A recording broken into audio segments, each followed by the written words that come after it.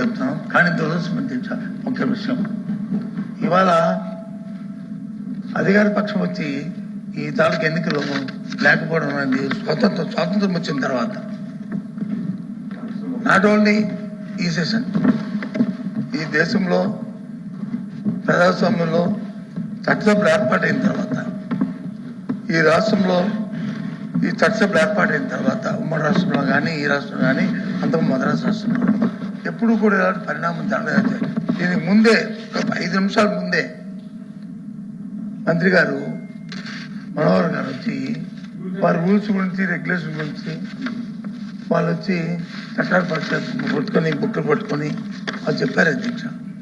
దీంట్లో ఉంది చట్టం చెప్పిన దాన్ని ఉందా ఏంటి అధ్యక్ష వాళ్ళు తాడు చేసింది, వాళ్ళు బయటికి వెళ్ళి ఏంటి అధ్యక్ష అది అంటే సభ మీద కానీ సభ తాలూకా కార్యక్రమాలు కానీ దీని మీద కానీ వాళ్ళకి ఎంత కమిట్మెంట్ ఉందో ఎంత గౌరవం ఉందో ఆ తాలూకు చరిత్ర తెలుస్తుంది అధ్యక్ష. రాష్ట్ర ప్రజలందరూ చూస్తారు, ఇక్కడున్న మనం 100 మందే మనం చూడలేదు అధ్యక్ష. 5 కోట్ల మందికి ఏం మెసేజ్ ఇస్తారు అధ్యక్ష ఈ ప్రభుత్వం? ఈ గౌరవాల పట్ల సాంప్రదాయాల పట్ల దీని పట్ల ఏమిస్తారు అధ్యక్ష? అంటే ప్రజలు వచ్చి మాకు ఓటేస్తారు కాబట్టి 5 సంవత్సరాలు దానికి ఏ గౌరవం సరే ఏ అగౌరవం సరే చేయొచ్చు, ఎలాగైనా ప్రభుత్వం చేయొచ్చు, ఏ విధంగా ప్రభుత్వం చూస్తని అని చెప్పారు అధ్యక్ష. ఇదా సభా సాంప్రదాయం.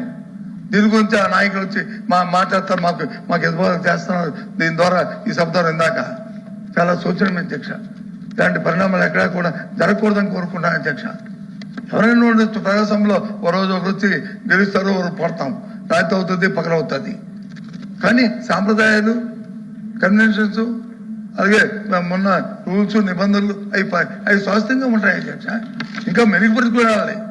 అదే మెరుగుపరుచుకోకుండా దాన్ని తూట్లు పొడుస్తూ దాన్ని అవమానకరం చూస్తుంటే చాలా శిక్షగా కూటమి ప్రభుత్వం ముఖ్యంగా ఏదో ఈ ఎన్నికల పార్టీ ఉందో ఆ నాయకులు మాట్లాడుతుంది కానీ అది కుటుంబంలో నాయకులు మాట్లాడుతుంది కానీ చాలా సూచన అధ్యక్ష. లేకపోవడం అనేది అనిపిస్తే తప్పని అనిపిస్తుంది అధ్యక్షాలకి. అలా ఇది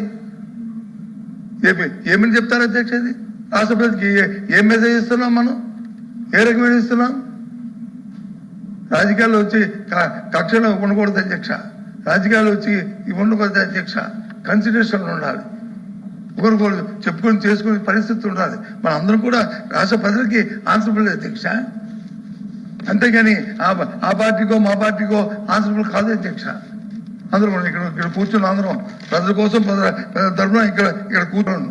కానీ ఇదేం అధ్యక్ష, ఈ సాంప్రదాయం చాలా దురదృష్టం అధ్యక్ష. ఏం మాట్లాడాలో కూడా మాట్లాడట్లేదు అధ్యక్ష. వాళ్ళు చేసిన ప్రక్రియకి ఏ భాష మాట్లాడాలో ఏం మాట్లాడాలో తెలియట్లేదు అధ్యక్ష. చాలా అన్యాయం, ఇది చాలా దురదృష్టం. ఇలాంటివి ఇంక రాబోయే తరంలో జరగకూడదని చెప్పినాయి, అవి చేయకూడదని చెప్పినాయి. నేను కోరుకుని ఈ సాంప్రదాయం రాకూడదని చెప్పి మనస్ఫూర్తిగా కోరుకుంటున్నాను అధ్యక్ష. నీతులు చెప్పడం కాదు అధ్యక్ష, నీతుల్లో చేసి చూపించాలి అధ్యక్ష. అంతేగాని ఉన్నది కదా, నాకు 2 మాటలు తెలుసు కదా, నేను ఇంతకుముందు ఒక పదవి చేశాను కదా అని ఏదో పుస్తకాలు పెట్టుకుని చెప్తే కాదు అధ్యక్ష. పదవులు చేస్తే కాదు అధ్యక్ష. మన భాష, మన నోరు, మన తాలూకా ప్రవర్తన, మన తాలూకు విలువని పెంచుతాయి అధ్యక్ష. వ్యక్తుల విలువ కానీ, పార్టీ తాలూకు విలువ కానీ, సాంప్రదాయాలు కానీ. కానీ ఇవాళ కుటుంబ ప్రభుత్వంలో ఉన్న ఆ నాయకులు చేస్తున్న, ఆ పార్టీ చేస్తున్న వ్యవహార తీరు చాలా ఆశ్చర్యం, క్షమించడానికి. ఇలాంటి వాటిని రాష్ట్ర ప్రజలు చూడాలి. మా తాలూకు బిహేవియర్ ఎలాగుందో మీరు చూడండి. మీరే ప్రజలే నిందితులు.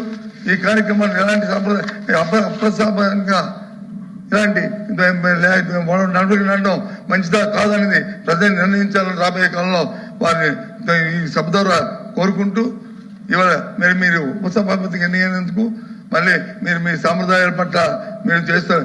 రాబోయే కాలంలో పూర్తిగా సభ్యులు మేము సహకరిస్తాం. ఏదైతే చట్ట ప్రకారం ఉందో దాన్ని నడవడిగా చేస్తాం.